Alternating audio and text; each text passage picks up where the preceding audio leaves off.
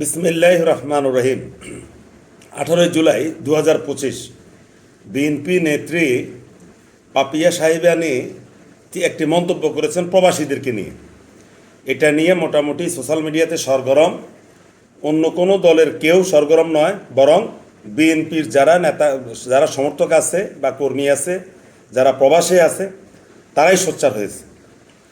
আসলে বড় দুর্ভাগ্য, বিএনপির এমন কিছু নেতা আছেন যারা টক শোতে কেন যায় সেটাই বুঝি না। যদি নিজের চেহারা দেখাতে যায় তাহলে আর কোনো কথা নাই, চেহারা দেখান বস শেষ। এমন এমন কথা বলে যে সাধারণ বিএনপির কর্মীদেরকে তারা প্রশ্নের মুখে ঠেলে দেয়, তাদেরকে বিক্ষুব্ধ করে তোলে। এই যেমন বিএনপি নেত্রী পাপিয়া, তিনি বললেন প্রবাসীদেরকে তারা কেন নেতৃত্বে আসবে বা তারা কেন ভোটার হবে, এই ধরনের একটা ইঙ্গিতপূর্ণ কথা তিনি বলেছেন। এটা নিয়ে আজ দুদিন সোশ্যাল মিডিয়া খুব সরগরম।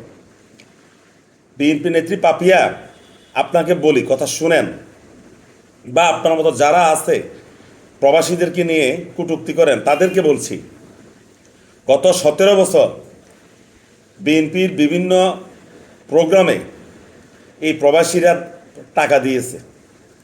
এই যে বিভাগীয় সম্মেলনগুলো হয়, গ্রাম থেকে, ইউনিয়ন থেকে, যুবদল, ছাত্রদল, স্বেচ্ছাসেবক দল বা বিএনপির যারা মাইক্রো ভাড়া করে বিভিন্ন বিভাগীয় সম্মেলনগুলোতে গিয়েছে, তাদের বেশিরভাগ খরচ এই প্রবাসীরা বহন করেছে। বিভিন্ন গ্রাম থেকে যারা ঢাকাতে মহাসমাবেশে গিয়েছে, তাদের আসা যাওয়ার খরচ অনেকটা বলা চলে এই প্রবাসীরা দিয়েছে। দেশে শেখ হাসিনার পুলিশ বাহিনী কর্তৃক যারা মামলা হামলায় নির্যাতিত হয়েছে, তাদের মামলা হামলার খরচ চালানোর জন্য খরচটা প্রবাসীরা বহন করেছে। অনেক পরিবার গুম খুন হয়েছে, সে সকল গুম খুন হওয়া পরিবারের এককালীন যে অনুদান যা কেন্দ্রীয় নেতারাদের দিয়েছে, এটা কেন্দ্রীয় নেতারা তাদের বাপের পকেট থেকে দেয়নি, এই প্রবাসীরা পাঠিয়েছে যার যার সংসদীয় আসনে।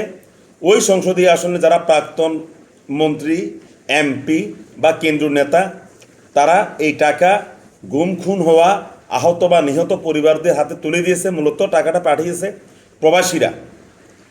এই প্রবাসীরা আর কি কি করে আপনি জানেন বেগম পাপিয়া?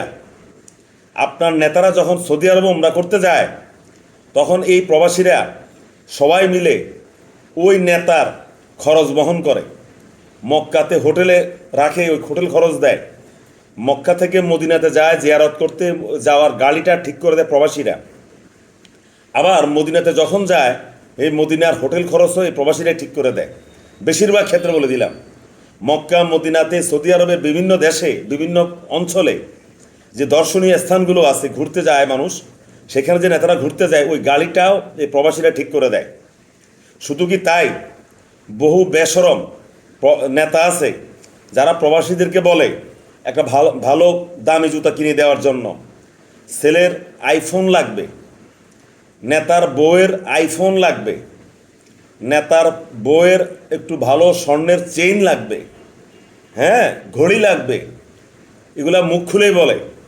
এই প্রবাসীরা সবাই মিলে চাঁদা তুলে এগুলো কিনে দেয়।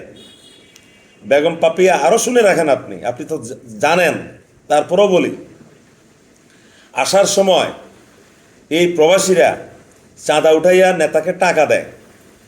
অর্থাৎ এই প্রবাসীদের বলা চলে অনেকটা দান খয়রাতে গত 17 বছর বহু নেতা রাজনীতি করেছে।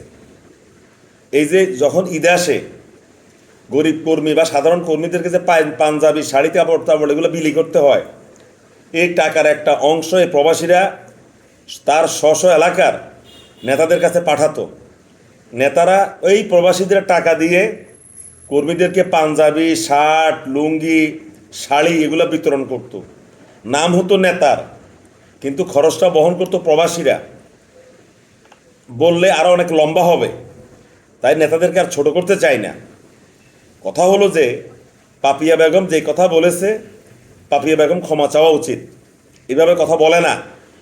17 বছর কিভাবে প্রবাসীরা বিএনপির রাজনীতি, জেলা থেকে শুরু করে মাঠ, আবার জেলা থেকে শুরু করে কেন্দ্রীয়, কিভাবে তারা ধরে রেখেছে, এটা প্রবাসীরাই জানে। ধন্যবাদ সবাইকে, সবাই ভালো থাকবেন।